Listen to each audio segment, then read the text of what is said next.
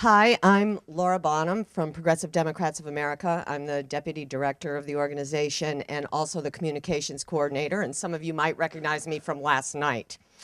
And I just want to say that what Marshall is talking about, PDA is kind of structured in the same way. We have local chapters which are in each congressional district, and they're trained to lobby. They work inside the Democratic Party. They work outside the Democratic Party with other local organizations, and then we also do that at a national level. And the reason that we organize in these chapters is so that we have that presence in the congressional district. And we, too, ask our members to be visiting their congressmen, and not just the Democratic ones that think the same way we do. Ours is an effort for everybody in every district, whether it's a Republican district or a Democratic district, to get in there and start getting to know your congressman. He represents you. You are his constituent, he or she, rather, and they should be and are, in most cases, interested in what you have to say. Whether they agree with you or not is up in the air, but this is how you build relationships.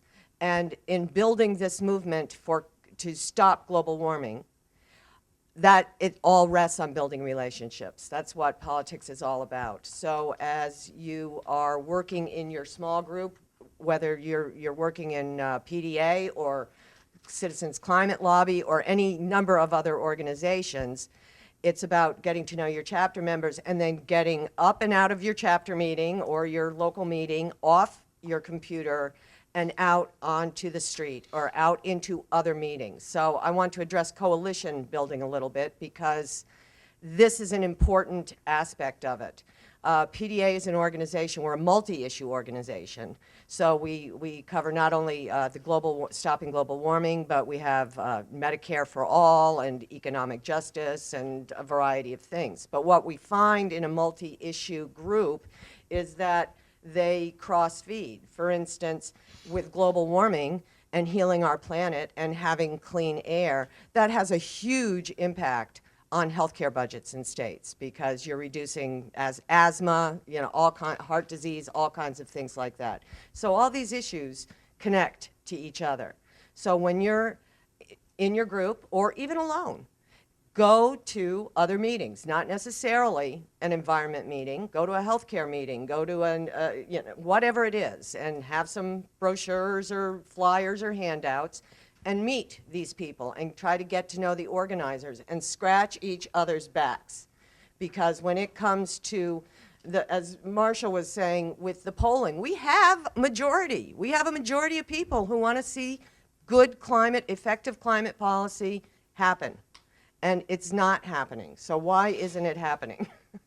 And what we need is that presence. And we need to reach across the aisle to other people. Just because somebody's for Medicare for all doesn't mean that they won't show up at your event or that they won't get involved with that lobby visit to your congressman. So reaching out into the other issue arenas as well as into the different demographics, into the spiritual community, into the communities of color, into the labor community. I mean, there's all these different angles that need to be worked because we do need to create a critical mass to force this change, this political will in Congress. We know we have the majority, we're just not getting that good legislation.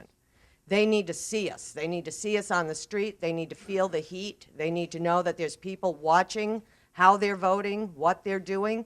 And it really, really helps in a lobby visit when you have somebody from labor with you, when you have somebody from the medical arena, when you have people for economic justice and jobs, and these are local organizations and represent each other.